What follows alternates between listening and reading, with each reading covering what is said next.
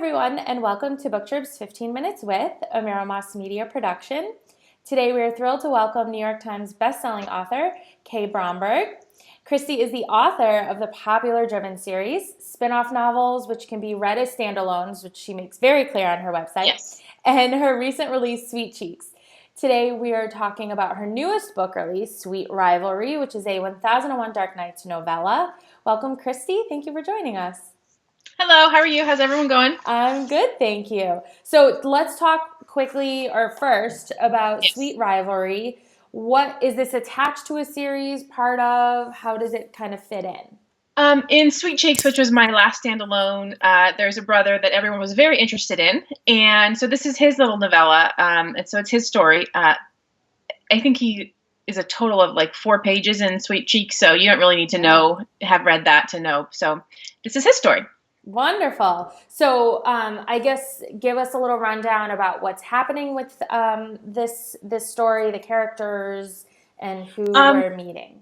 Okay, this story is about Harper and Ryder. And Ryder and Harper, they were in grad school together. She was quite feisty and always the one who beat him in grades and, first in class. And he, it's a rivalry. And then the last night before they leave to graduate, they may have shared a kiss at some point, but then it's over. Life moves on and they go away. So we're fast forward like 13 years later, and they meet up again in competition for a job. Oh. And so then we see that unfold. Oh. But she's a little different now. She's grown up and more confident and self-assured and sexier. She's, come into her own. So he sees that and, struggles with, I want to beat her, for the bid, but at the same time, kind of into her. With her too. Absolutely. So as you were saying, Sweet Cheeks kind of brought this character in, so to speak. Is there more to come in this storyline? Is this going to become a series of sorts? I'm not sure. I did series for a long time, and I kind of am liking the standalone feel just to get something different out there. I have a duet coming up, so it's one of those. Maybe I might carry another book that's into the Sweet series. I don't know, but at this time, I don't know what other characters I would do. So sometimes that I think that, and then all of a sudden I get a random idea and it just works. So it just kind of depends on what happens. Interesting. I think it's an interesting question because a lot of authors that I speak with actually say that they enjoy the series writing more because they get to flesh out their characters, have longer arcs. Yes. What is it for you that you've found you really connect with the standalones? It's funny. I was just having this conversation with a couple authors today. I think the pace of book writing right now is readers are so voracious and they want books so fast that series allows an author to fall in love with their characters, and that love comes through to the readers. Standalones, it's kind of like we have to get them out so fast sometimes. I don't feel like I have that connection as much, and sometimes I feel like that comes through to the reader. But I think standalones are fun because it's a whole new world. You get to create something different. I come from, I did a series and then I did spinoffs of those series. So I lived in a world for 3 years. Absolutely. So for me, it's a fresh point of view and something different to do. But there's always that comparison. I like this series because you fall in love with them more and you can flesh them out, like you said. But standalones, you kind of have fun and get to do a couple different things, and create some new people. Absolutely. So what about the novella part of this? The 1001 Dark Nights, Sweet Rivalry is a novella. Is there something that you really like about that, or how did you handle the writing process of the novella as opposed to the long I actually don't. Novellas kill me to write. It's a big struggle for me because I'm wordy and I like detail and description and to get, I just don't like them to hop in the sack in, 1 minute. Right. So for me, that's really hard because I think novellas, they're challenging. You don't get to build that up. You have to jump right in without a big data dump of information for the reader to bore them, but you have to let them get the setting set up and just run with the story. So for me, that's kind of hard.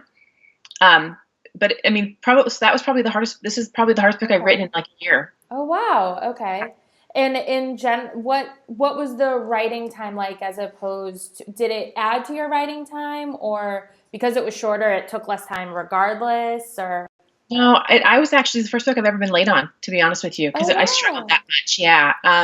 I just, I have a hard time setting a scene and just jumping into it without like building that, why do they like each other? That whole build up. I think there's a big important thing about building up characters and that tension, and then Yeah.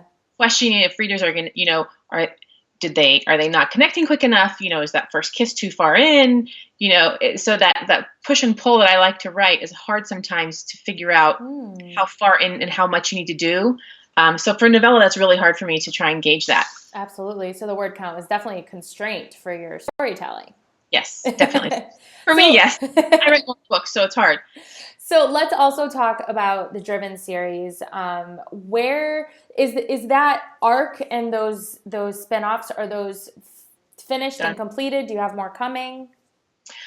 Um, I never say never, Okay. but I think that Riley and Colton, who is the original Driven series, Hmm. I think I've given them a good life. Okay. I don't want to milk them to death. I could write other stories about them, but I think we're at that point where I'm happy where I left them. And I never said after the third one I was going to write more, but I did come across a great idea, and it was supposed to be a novella, and it ended up being a novel. So for them, I'm happy with them. I'm happy with where they are and where they ended up, and I think I gave them a good story and a good ending. The spin-off characters, people are weird. Some readers, they like to have that continuation of worlds, and other ones they just get over it already. Yeah. So for me, I think I've done the main characters that people really liked. There's one more character, Shane, that people are interested in, but for now I think I'm done. I think I want to spread my wings and do something different, and see if I can make them fall in love with somebody else. So what about the spin-offs, going back to that, those spin-offs, those standalones? How do you fit them into your series? And there is a reading order, but yet it doesn't need to be a reading order. How do you Yeah. work that out for those who are just coming across your books? Yeah, the spin-offs, a lot of people read the spin-offs and then go backwards. Oh, interesting. Because Okay. they were they were with the publisher, so they were in more places for visibility. The spin-offs can be read in any order. Some people, if you read the Driven series, people like to read them because they're like the best friend and the brother and the sister, that goes, but there's no interconnection in the books. The main characters in the Driven series, they usually make one or two appearances, but nothing to the fact that, if one couple is getting married or if one couple is dating, there's no reference to the other set of spin-off characters. I try to keep it completely separate so that they are a standalone. Because I think nothing's worse than reading a book that's slated as a standalone, and you read it like, who are these characters and what's going on? So I was really, really particular in making sure that they were complete standalones. Some readers didn't like that; they wanted more of the other characters. But for me, that's what my goal was to make it its own book. Okay. So you've been writing full time for about 5 years now. How did you 3? Ah, how did you make the decision to kind of move over to that?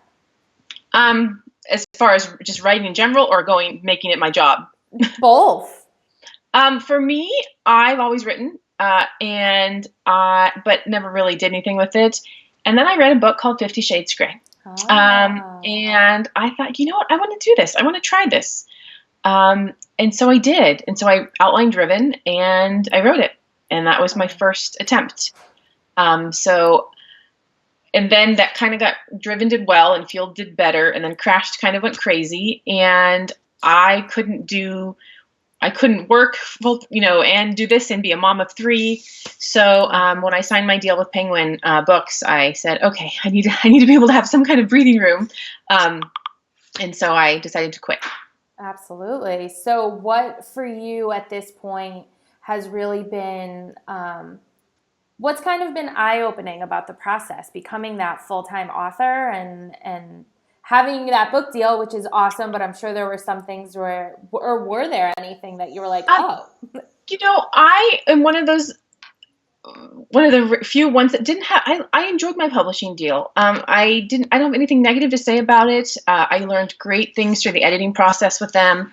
But it opened my eyes to obviously the differences. And the publishing industry is about 5 years behind. Mm. And the things that you can do as an indie are completely, there's so much freedom as far as anything you want to try or do. I was told by the publisher, I declined an offer that they made on a series that I'm actually releasing next month. And they said, well, the quicker you release, the more that it's detrimental to your career. And I'm looking at, and I'm thinking, wait a minute, like, do you not see what's going on? Like, people that are releasing faster and, so they just have a different mentality. And, I enjoyed my deal with them, and I learned a lot. But I was ready to come back to indie for a while. I decided I wanted to go back into indie to have more freedom and to explore some of all.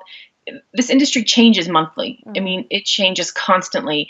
And when you're in a contract that you write a book now, it doesn't come out for 9 months to a year. Right. That's hard. The trends change, the things adjust and move, and Kindle Unlimited happens, and they change their algorithms. And so for me, it's more current. It's more, off the cuff, and you have to adjust and go with it. And I think that as an author, you can adjust easier to those changes versus if you're in something that you can't.